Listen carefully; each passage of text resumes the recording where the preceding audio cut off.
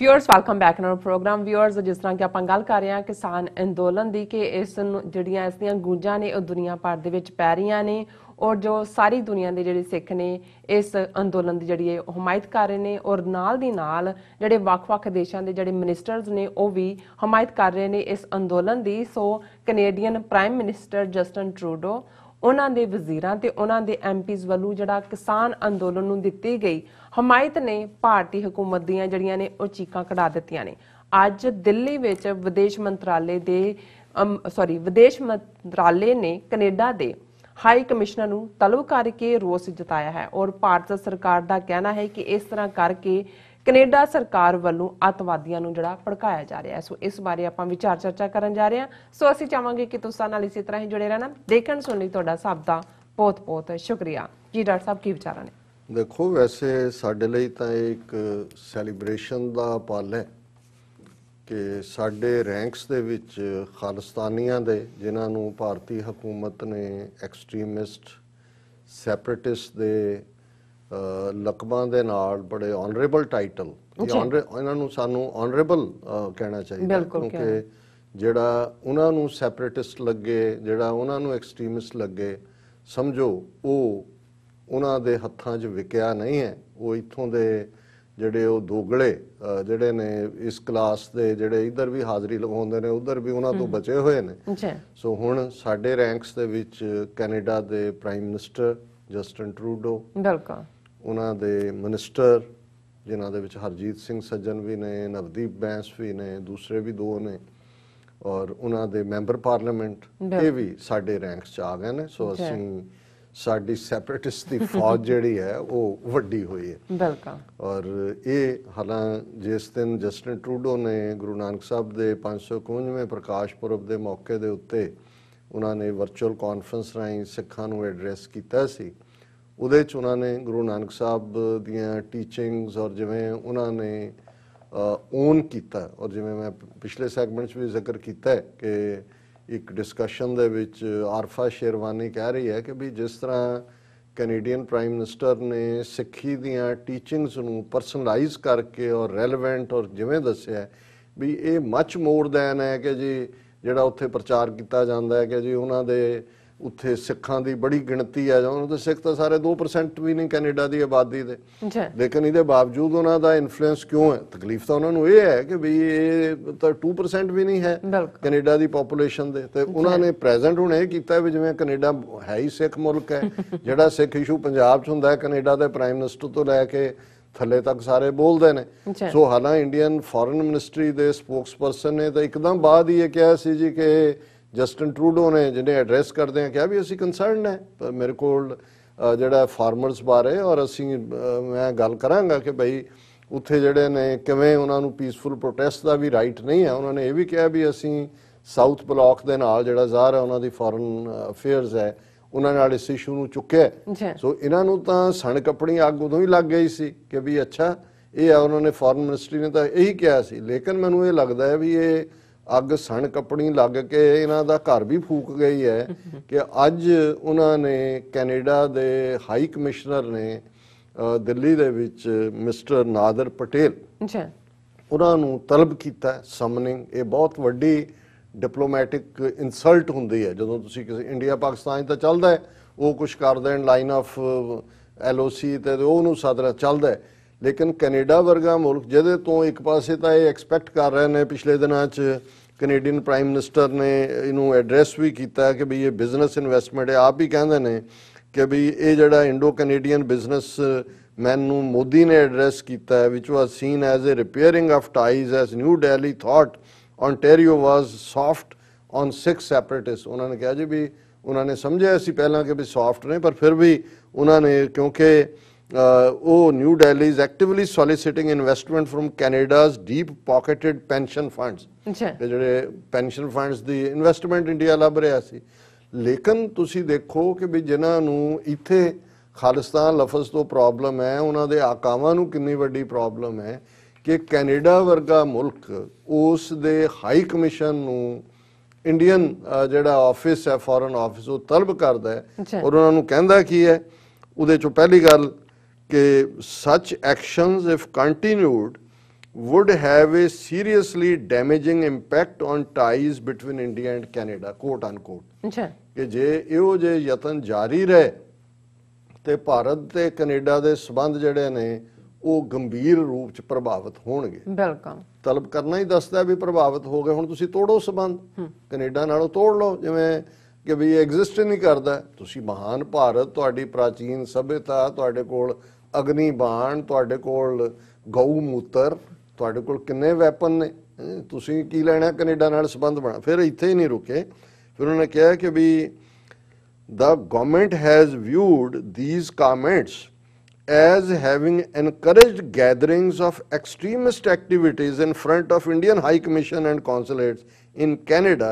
that raises issue of safety and security। ਪੰਡਤ ਜੀ ਨੂੰ ਫਿਕਰ ਪੈ ਗਿਆ, ਧੋਤੀ ਥੱਲੇ ਨੂੰ ਲਿਖਣ ਲੱਗ ਪਈ ਕਿ ਇੰਨੇ ਵੱਡੇ ਇਕੱਠ ਟੋਰਾਂਟੋ, ਆਟਵਾ, ਵੈਨਕੂਵਰ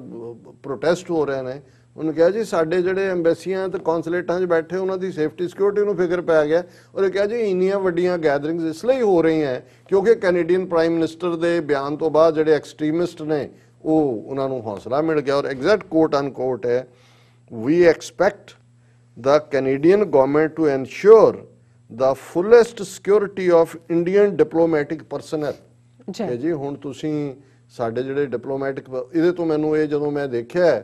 ਮੈਂ ਕਿਹਾ ਵੀ ਅਸੀਂ ਕਹਿ ਰਹੇ ਹਾਂ ਵੀ ਇਹਨਾਂ ਨੇ ਕੋਈ ਨਾ ਕੋਈ ਵਾਇਲੈਂਟ ਇਨਸੀਡੈਂਟ ਕਰਨੀ ਹੈ, ਕੁਛ ਨਾ ਕੁਛ ਹੋਣਾ ਹੈ। ਬਾਹਰ ਵੀ ਬਹੁਤ ਸਾਰੇ ਏਜੰਟ ਇਹਨਾਂ ਦੇ ਰੱਖੇ ਹੋਏ ਨੇ।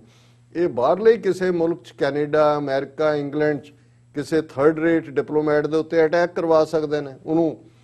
ਹਕੂਮਤ ਨਾਲ ਜੋੜ ਦੇਣਗੇ। ਕੈਨੇਡਾ 'ਚ ਕਰਨਾ ਤੇ ਜਸਟਿਨ ਟਰੂਡੋ ਨੂੰ ਅੱਗੋਂ ਜੋੜ ਦੇਣਗੇ, ਬਾਹਰਲੀ ਖਾਲਿਸਤਾਨ ਦੀ ਮੂਵਮੈਂਟ ਨਾਲ ਜੋੜ ਦੇਣਗੇ, ਕਿਉਂਕਿ ਉਹਨਾਂ ਨੇ ਬਜਾਏ ਕਿ ਇਹ ਕੰਸਰਨ ਸ਼ੋ ਕਰਨ ਦੇ ਕਿ ਜੀ ਦੇਖੋ ਅਸੀਂ ਡੈਮੋਕ੍ਰੇਸੀ ਹੈ, ਪੀਸਫੁਲ ਪ੍ਰੋਟੈਸਟ ਦਾ ਅਸੀਂ ਜੇ ਹੈ ਵੀ ਹੈ ਕੋਈ ਕਨਫਿਊਜ਼ਨ ਅਸੀਂ ਰਾਈਟ ਦਿੰਦੇ, ਪਰ ਉਹ ਤਾਂ ਉਹਨਾਂ ਨੂੰ ਕਹਿ ਰਹੇ ਨੇ ਪਹਿਲਾਂ ਵੀ ਤੁਸੀਂ ਤਾਂ ਇੰਟਰਨਲ ਮੈਟਰ 'ਚ ਸਾਡੇ ਇੰਟਰਫੀਅਰ ਕਿਵੇਂ ਕਰਤਾ। ਇਹ ਤਾਂ ਸੋਵਰਨ। ਇਹਨਾਂ ਨੂੰ ਕੋਈ ਪੁੱਛੇ ਕਿ ਫਰਾਂਸ ਦੇ ਪ੍ਰੈਜ਼ੀਡੈਂਟ ਨੇ ਜਿਹੜਾ ਐਂਟਾਈ ਇਸਲਾਮ ਲਾਈਨ ਲਈ ਬਹੁਤ ਅੱਗੇ ਤੱਕ ਉਹ ਚਲਾ ਗਿਆ ਆਪਣੇ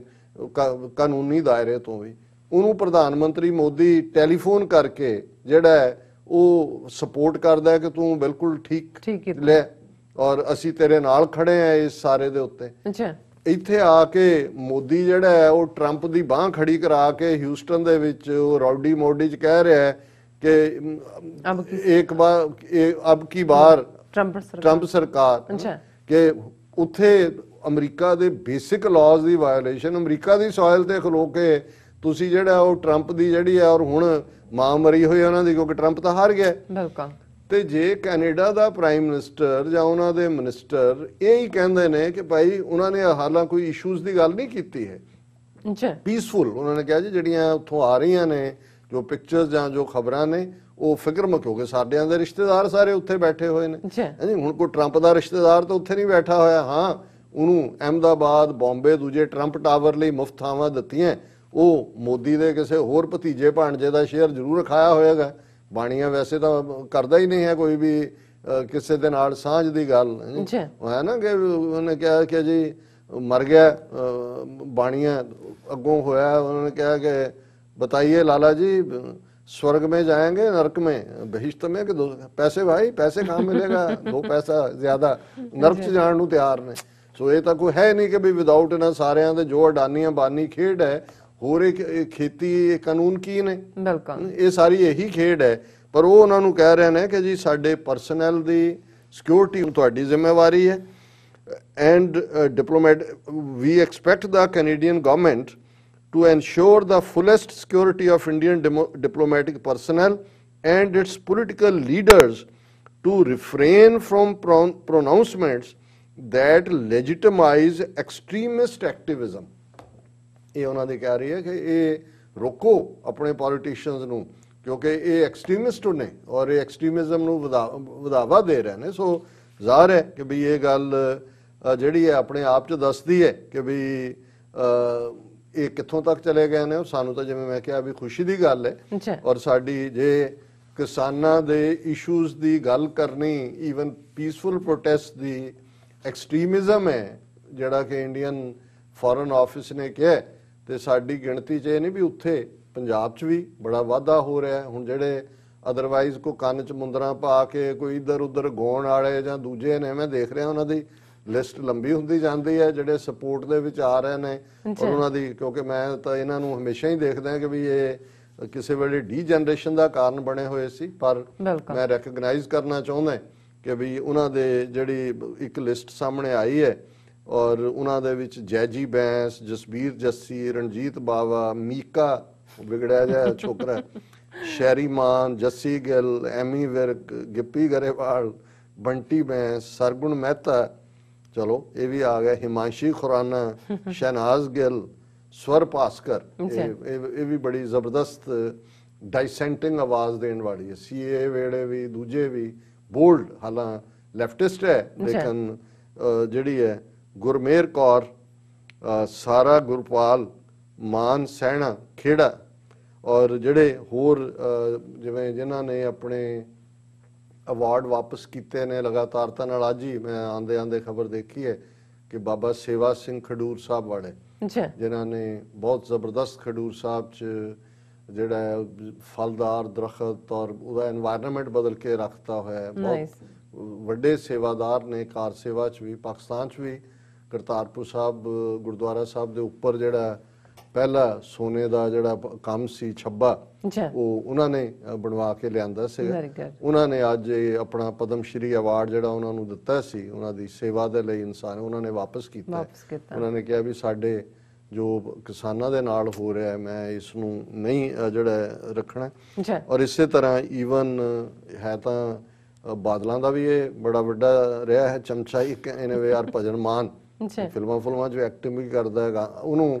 ਇਸ ਸਾਲ ਦਾ ਉਹਨਾਂ ਨੇ ਬੈਸਟ ਪੰਜਾਬੀ ਗਾਇਕ ਜਾਂ ਕੀ ਅਵਾਰਡ ਦੇਣਾ ਅਨਾਉਂਸ ਕੀਤਾ ਸੀ, ਪਰ ਉਹਨੇ ਲੈਣ ਤੋਂ ਨਾ ਕਰ ਦਿੱਤੀ। ਉਹਨੇ ਕਿਹਾ ਥੈਂਕ ਯੂ ਤੁਸੀਂ ਦਿੱਤਾ ਹੈ, ਪਰ ਮੈਂ ਕਿਸਾਨ ਭਰਾਵਾਂ ਦੇ ਨਾਲ ਖੜਾ। ਔਰ ਗੱਲ ਇੱਥੇ ਹੀ ਨਹੀਂ, ਹੁਣ ਤਾਂ ਇੱਕ ਪਾਸੇ ਜਦੋਂ ਅਸੀਂ ਦੇਖਦੇ ਹਾਂ ਵੀ ਦੁਸ਼ਮਣ ਇਹਨੂੰ ਕਿਵੇਂ ਨਿਊਟਰਲਾਈਜ਼ ਕਰੇਗਾ, ਕਿ ਉਹਨਾਂ ਨੇ ਆਲਰੇਡੀ ਜਿਵੇਂ ਸੀਏਏ ਨੂੰ ਜਿਹੜਾ ਉਹ ਉਹਨਾਂ ਦੇ ਇਕੱਠ ਸ਼ਾਹੀਨ ਬਾਗ 'ਚੋਂ ਉਠਾਉਣ ਦੇ ਲਈ ਉਹਨਾਂ ਨੇ ਸੁਪਰੀਮ ਕੋਰਟ ਦੇ ਵਿੱਚ ਪੈਟੀਸ਼ਨ ਦਾ ਸਹਾਰਾ ਲਿਆ ਸੀ। ਹੁਣ ਇਹ ਵੀ ਸਾਹਮਣੇ ਆਇਆ ਕਿ ਵੀ ਇੱਕ ਪੈਟੀਸ਼ਨ ਸੁਪਰੀਮ ਕੋਰਟ ਦੇ ਵਿੱਚ ਦਾਇਰ ਕੀਤੀ ਗਈ ਹੈ ਔਰ ਉਹਦੇ 'ਚ ਕਿਹਾ ਗਿਆ ਕਿ ਜੀ ਇਹ ਰੋਡਸ ਬਲੌਕ ਕਰਨਾ ਔਰ ਦੂਸਰਾ ਇਹ ਜਿਹੜਾ ਮੈਡੀਕਲ ਐਮਰਜੈਂਸੀਜ਼ ਐਂਬੂਲੈਂਸਿਸ ਉਹ ਸਾਰੇ ਦੇ ਰਾਹ ਦੀ ਰੁਕਾਵਟ ਹੈ ਔਰ ਇਹ ਜਿਹੜਾ ਇਹ ਸਾਡੇ ਇੰਟਰਫੀਅਰੈਂਸ ਹੈ ਸਾਡੇ ਹੱਕਾਂ ਦੇ ਵਿੱਚ ਸ਼ਹਿਰੀਆਂ ਦੇ। ਔਰ ਹੋ ਸਕਦਾ ਹੈ ਹੁਣ ਸੁਪਰੀਮ ਕੋਰਟ ਜੇ ਇਹਨਾਂ ਨੇ ਫੌਜ ਜਾਂ ਕੋਈ ਵੀ ਇਸਤੇਮਾਲ ਕਰਨਾ ਹੈ ਤੇ ਸੁਪਰੀਮ ਕੋਰਟ ਦੇ ਆਰਡਰ ਥੱਲੇ ਲੁਕ ਜਾਣ, ਉਹ ਤਾਂ ਉਹਨਾਂ ਦੀ ਹੁਣ ਆਪਣੀ ਕੈਂਗਰੂ ਕੋਰਟ ਬਣਿਆ ਹੋਇਆ ਹੈ। ਲੇਕਿਨ ਇਸ ਗੱਲ ਦੇ ਵਿੱਚ ਵੀ ਜਦੋਂ ਅਸੀਂ ਐਕੈਡੈਮਿਕ, ਲਖਾਰੀ, ਪੋਲੀਟੀਕਲ ਫਿਗਰਸ ਉਹਨਾਂ ਦੇ ਆਪਣੇ ਮੋੜਨ ਦੀ ਗੱਲ ਕਰਦੇ ਹਾਂ, ਤਿੰਨ ਜਿਹੜੇ ਸਾਬਕਾ ਜੱਜ ਨੇ, ਜਸਟਿਸ ਨੇ ਪੰਜਾਬ ਹਰਿਆਣਾ ਹਾਈ ਕੋਰਟ ਦੇ, ਉਹਨਾਂ ਨੇ ਵੀ ਪ੍ਰੋਟੈਸਟ ਕੀਤਾ ਔਰ ਉਹਨਾਂ ਤਿੰਨਾਂ ਦੇ ਵਿੱਚ ਜਸਟਿਸ ਮਹਿਤਾਬ ਸਿੰਘ ਗਿੱਲ ਨੇ, ਇਹ ਐਕਟਿੰਗ ਚੀਫ ਜਸਟਿਸ ਵੀ ਰਹੇ ਹਾਈ ਕੋਰਟ ਦੇ, ਰਣਜੀਤ ਸਿੰਘ ਔਰ ਜਸਟਿਸ ਨਵਾਬ ਸਿੰਘ, ਉਹਨਾਂ ਨੇ ਇਹ ਕਿਹਾ ਕਿ ਐਕਸ ਜੱਜਿਸ of Punjab and Haryana high court back farmer say government bulldozed laws through parliament. ਇਹ ਤਿੰਨੋਂ ਹੀ ਜਸਟਿਸ ਨੇ, ਉਹਨਾਂ ਨੇ ਅੱਗੇ ਉਹਨਾਂ ਦੀ ਪੂਰੀ ਸਟੇਟਮੈਂਟ ਹੈ ਕਿ ਵੀ ਇਹ ਜਿਹੜਾ ਉਹਨਾਂ ਨੇ ਜਿਸ ਅੰਦਾਜ਼ ਦੇ ਵਿੱਚ ਇਹਨੂੰ ਬੁਲਡੋਜ਼ ਕੀਤਾ, ਪਹਿਲਾਂ ਆਰਡੀਨੈਂਸ ਲਿਆਂਦਾ, we fail to understand and appreciate the urgency shown by central government in introducing these forms laws by first issuing ordinances, then too when the whole nation was in lockdown condition and fighting the serious pandemic engulfing the entire world, was there any urgency or emergency to take the route through ordinances, the judges asked. ਔਰ ਅੱਜ ਮੈਂ ਇੱਕ debate ਦੇ ਵਿੱਚ ਸੁਣ ਰਿਹਾ ਸੀ, ਹੁਣ ਬਹੁਤ ਸਾਰੇ ਜਿਹੜੇ ਲੋਕ ਗੱਲ ਕਰਦੇ ਨੇ ਲਾਈਵ ਡਿਬੇਟ, ਡਾਟਾ ਹੁੰਦਾ ਉਹਨਾਂ ਦੇ ਕੋਲ। ਹੁਣ ਜਿਹੜੀ ਪ੍ਰੋਸੈਸ ਹੁੰਦੀ ਹੈ, ਉਹਨੇ ਪਿਛਲੀਆਂ 4 ਪਾਰਲੀਮੈਂਟਸ ਦੇ ਰਿਕਾਰਡ ਕੱਢੇ ਹੋਏ ਸੀ ਕਿ ਵੀ ਫਲਾਂ ਪਾਰਲੀਮੈਂਟ 2014 'ਚ ਮੋਦੀ ਬਣਿਆ, 19 'ਚ ਬਣਿਆ, 2014 ਤੋਂ ਪਹਿਲਾਂ 2009 ਦੇ ਵਿੱਚ, ਕਿ 70% ਜਿਹੜੇ ਅੱਜ ਤੋਂ 3 ਪਾਰਲੀਮੈਂਟ ਪਹਿਲਾਂ ਤੱਕ 70% ਜਿਹੜੇ ਕਾਨੂੰਨ ਬਣਦੇ ਸੀ, ਜਿਹੜੇ ਬਿੱਲ ਫਾਰਮ 'ਚ ਆਉਂਦੇ ਸੀ, ਉਹਨਾਂ ਨੂੰ ਜਿਹੜੀਆਂ ਨੇ ਉਹਨੂੰ ਸਿਲੈਕਟ ਕਮੇਟੀਜ਼ ਕਹਿੰਦੇ ਨੇ, ਕਮੇਟੀਜ਼ ਦੇ ਹਵਾਲੇ ਕਰ ਦਿੱਤਾ ਜਾਂਦਾ ਹੈ। ਔਰ ਉਹਦਾ ਮਤਲਬ ਇਹ ਹੁੰਦਾ ਹੈ ਕਿ ਵੀ ਇਹਦੇ ਤੇ ਮੁੜ ਵਿਚਾਰ ਲਓ। ਔਰ ਉਹਨਾਂ ਸਿਲੈਕਟ ਕਮੇਟੀਜ਼ ਦੇ ਵਿੱਚ ਰੂਲਿੰਗ ਪਾਰਟੀ ਦੇ ਜ਼ਿਆਦਾ ਬੰਦੇ ਹੁੰਦੇ ਨੇ, ਪਰ ਆਪੋਜੀਸ਼ਨ ਦੇ ਮੈਂਬਰ ਵੀ ਉਹ ਡੈਲੀਬਰੇਟ ਕਰਦੇ ਨੇ, ਔਰ ਜੇ ਸਿਲੈਕਟ ਕਮੇਟੀ ਉਹਨੂੰ ਕੰਸੈਂਸਸ ਬਣਾ ਦਿੰਦੀ ਹੈ, ਉਹਨੂੰ ਫਿਰ ਬਿੱਲ ਨੂੰ ਲਿਆਂਦਾ ਜਾਂਦਾ ਪਾਰਲੀਮੈਂਟ, ਜਿਵੇਂ ਪਾਸ ਕੀਤਾ ਜਾਂਦਾ। ਸੋ ਇਸ ਵਾਰ ਜਦੋਂ ਦਾ 2019 ਚ ਦੁਬਾਰਾ ਬਣਿਆ, ਹੁਣ ਇਹ ਸਿਲੈਕਟ ਕਮੇਟੀ ਚ ਭੇਜਣਾ 70%, ਫਿਰ 65%, 2014 ਤੱਕ ਪਹੁੰਚਦੇ ਆ 40%, 2014 ਤੋਂ 19 ਤੱਕ ਵੀ ਰਹੇ। ਹੁਣ 1.5 ਸਾਲ ਤੋਂ ਜ਼ਿਆਦਾ ਹੋ ਗਿਆ ਇਹਨੂੰ ਮੋਦੀ ਨੂੰ ਬਣਿਆ, ਇੱਕ ਵੀ ਬਿੱਲ ਜਿਹੜਾ ਹੈ ਉਹ ਸਿਲੈਕਟ ਕਮੇਟੀ ਚ ਨਹੀਂ ਭੇਜਿਆ ਹੈ, ਸਿੱਧਾ ਲਿਆਂਦੇ ਬਰੂਟ ਮੈਜੋਰਟੀ ਨਾਲ ਪਾਸ। ਪਹਿਲਾਂ ਉਹਦੇ ਤੇ ਆਰਡੀਨੈਂਸ ਲਿਆਂਦਾ ਹੁੰਦਾ, ਆਰਡੀਨੈਂਸ 6 ਮਹੀਨੇ ਰਹਿੰਦਾ ਔਰ ਨਾਲ ਦੀ ਨਾਲ ਉਹ ਲਿਆਂਦਾ, ਔਰ ਇੰਨੀ ਧੱਕੇਸ਼ਾਹੀ ਕਰਦੇ ਨੇ ਕਿ ਡਿਸਕਸ਼ਨ ਦੀ ਥਾਂ ਹੀ ਨਹੀਂ ਦਿੰਦੇ। ਹੁਣ ਜੇ ਰਾਜ ਸਭਾ ਦੇ ਵਿੱਚ ਡਿਬੇਟ ਦੇ ਲਈ ਆਇਆ ਵੀ ਤੇ ਮਾਈਕਰੋਫੋਨ ਬੰਦ ਕਰ ਦਿੱਤਾ, ਔਰ ਇਹ ਰੁਝਾਨ ਉਦੋਂ ਦਾ ਨਹੀਂ ਹੈ। ਅੱਜ ਮੈਂ ਦੇਖਿਆ ਵੀ ਇਹਨੇ ਮੋਦੀ ਨੇ ਇੱਕ GST ਦੇ ਇਸ਼ੂ ਦੇ ਉੱਤੇ ਵਰਚੁਅਲ ਕਾਨਫਰੰਸ ਸੱਦੀ, ਸਾਰੀਆਂ ਆਪੋਜੀਸ਼ਨ ਪਾਰਟੀਆਂ ਮੇਨ ਉਹਨਾਂ ਦੇ ਨਾਲ, ਔਰ ਉਹਦੇ 'ਚ ਉਹ ਜਿਹੜਾ ਉਹਦਾ ਜੋਸ਼ੀ ਹੈ ਉਹਨੂੰ ਕੰਡਕਟ ਕਰ ਰਿਹਾ, ਉਹ ਬਾਰ-ਬਾਰ ਕਹਿ ਰਿਹਾ ਜੀ ਕੋਈ ਹੋਰ ਇਸ ਸਿਰਫ GST ਕਿਵੇਂ ਵਾਪਸ ਕੀਤੀ ਜਾਏ ਹੋਏ। ਔਰ ਤਮਿਲਨਾਡੂ ਦੀ ਜਿਹੜੀ ਪਾਰਟੀ ਹੈ DMK ਸੀ ਸ਼ਾਇਦ ਉਹਨਾਂ ਦਾ ਨੁਮਾਇੰਦਾ, ਉਹ ਟੁਵਰਡਸ ਦਾ ਐਂਡ ਕਹਿੰਦਾ ਜੀ ਤੁਸੀਂ GST ਦੀ ਗੱਲ ਕਰ ਰਹੇ ਹੋ, ਫਾਰਮਰਸ ਉਹ ਬੈਠੇ ਨੇ ਉਹਨਾਂ ਦੀ ਗੱਲ, ਉਹਨੂੰ ਉਹ ਜਿਹੜਾ ਕੰਡਕਟ ਕਰ ਰਿਹਾ ਉਹਨੂੰ ਕਹਿੰਦਾ ਨਹੀਂ ਨਹੀਂ ਇੱਥੇ ਬਸ ਉਹ ਜਦੋਂ ਫਿਰ ਵੀ ਕਹਿੰਦਾ ਵੀ ਇਹ ਸਾਡੇ ਫਾਰਮਰ ਨੇ, ਔਰ ਉਹਦਾ ਇਹ ਆਇਆ ਖਬਰ ਕਿ ਉਹਦਾ ਮਾਈਕ ਮਿਊਟ ਕਰ ਦਿੱਤਾ ਜਾਂਦਾ, ਉਹ ਬੋਲ ਰਿਹਾ ਉਹਨੇ 2-3 ਮਿੰਟ ਚ ਕਿਹਾ, ਔਰ ਬਾਕੀ ਕੋਈ ਆਪੋਜੀਸ਼ਨ ਵਾਲੇ ਦੀ ਹਿੰਮਤ ਵੀ ਨਹੀਂ ਪਈ ਬੋਲਣ ਦੀ। ਸੋ ਮੈਂ ਸਮਝਦਾ ਵੀ ਇਹ ਜਿਹੜਾ ਬਹੁਤ ਕੁਝ ਇਸ ਸਟਰਗਲ ਦੇ ਵਿੱਚ ਡਿਫਾਈਨ ਹੋ ਰਿਹਾ, ਅਲਟੀਮੇਟਲੀ ਜਿਵੇਂ ਸੁਪਰੀਮ ਕੋਰਟ 'ਚ ਪਟੀਸ਼ਨ ਕਰਾ ਦਿੱਤੀ ਹੈ, ਇਧਰੋਂ ਜੇ ਈਵਨ ਕੈਨੇਡਾ ਨਾਲ ਜਿਹਨਾਂ ਤੋਂ ਇਨਵੈਸਟਮੈਂਟ ਲੱਭ ਰਹੇ ਨੇ, ਜਿੱਥੇ 1/4 ਇਕਨੋਮੀ ਨਾਲ ਦੀ ਉੱਡੀ ਹੈ ਵਾਪਸ ਪੈਰਾਂ ਤੇ ਆਉਣ ਲਈ, ਉੱਥੇ ਕੈਨੇਡਾ ਦੇ ਹਾਈ ਕਮਿਸ਼ਨਰ ਨੂੰ ਸੱਦ ਕੇ ਜਿਹੜਾ ਤਲਬ ਕਰਕੇ ਉਹਨੂੰ ਬੇਇੱਜ਼ਤ ਕੀਤਾ ਜਾਂਦਾ ਹੈ। ਇਹਦਾ ਮਤਲਬ ਇਹ ਹੈ ਕਿ ਗੱਲਬਾਤ ਦਾ ਦੌਰ ਭਾਵੇਂ ਇਹ ਹੈ ਜੀ 5 ਨੂੰ ਹੋਏਗੀ ਫਿਰ ਹੋਏਗਾ, ਮੈਨੂੰ ਨਹੀਂ ਲੱਗਦਾ ਕਿ ਵੀ ਇਹ ਕਿਸੇ ਕੰਢੇ ਲੱਗਣ ਵਾਲੀ ਲਾਈਨ ਹੈ। ਉਹਨਾਂ ਨੂੰ ਵੀ ਪਤਾ ਹੈ ਕਿ ਵੀ ਜੇ ਅਸੀਂ ਝੁਕਦੇ ਹਾਂ ਹੁਕੂਮਤ ਨੂੰ, ਆਪਣੇ ਟੁਚੇ ਜਿਹੜੇ ਵਿੱਚ ਬਿਠਾਇਆ ਹੋਏ ਨੇ ਇੱਥੇ, ਉਹ ਗੁੰਮਰਾਹ ਕਰਨਗੇ ਜੀ ਖਾਲਿਸਤਾਨ ਦੀ ਗੱਲ ਨਾ ਹੋਏ। ਦੂਜਾ ਦੁਸ਼ਮਣ ਨੂੰ ਪਤਾ ਵੀ ਉਹ ਖਾਲਿਸਤਾਨ ਨਾਲ ਲੜ ਰਿਹਾ, ਸਿੱਖ ਕੌਮ ਦਾ ਮਤਲਬ ਹੀ ਖਾਲਿਸਤਾਨ ਹੈ, ਕਿਉਂਕਿ ਡਿਫਾਈਂਸ ਵੀ ਹੈ। ਔਰ ਹੁਣ ਸਿੱਖ ਉਸ ਹੱਦ ਤੱਕ ਪਹੁੰਚ ਗਏ ਨੇ ਕਿ ਭਾਈ ਇਹਦੇ ਕੋਲੋਂ, ਔਰ ਇਹ ਚੰਗੇ ਚੰਗੇ ਲੋਕਾਂ ਦੀ, ਮੈਂ ਬੇਸ਼ੱਕ ਅਜੇ ਉਹਨਾਂ ਕਈਆਂ 'ਚ ਕਰੇਜ ਨਹੀਂ ਹੈ ਕਹਿਣ ਦਾ, ਉਹ ਖੁਦ ਕਾਲ ਕਰਕੇ ਕਹਿੰਦੇ ਨੇ ਜੀ ਸਾਨੂੰ ਹੁਣ ਸਮਝ ਆਈ ਕਿ ਤੁਸੀਂ ਠੀਕ ਰਸਤੇ ਤੇ ਤੁਰੇ ਹੋ। ਪਰ ਜਿਹੜੇ ਉਹਨਾਂ ਦੇ ਟੁਚੇ ਬਾਹਰ ਸਾਡੇ ਵਲਨਰੇਬਲ ਯੰਗਸਟਰਸ ਨੂੰ ਇਹ ਕਹਿਣ ਦੇ ਨਾ ਨਾ ਨਾ ਨਾ ਨਾ ਇਹ ਨਹੀਂ ਹੈ, ਅਸੀਂ ਸਿਰਫ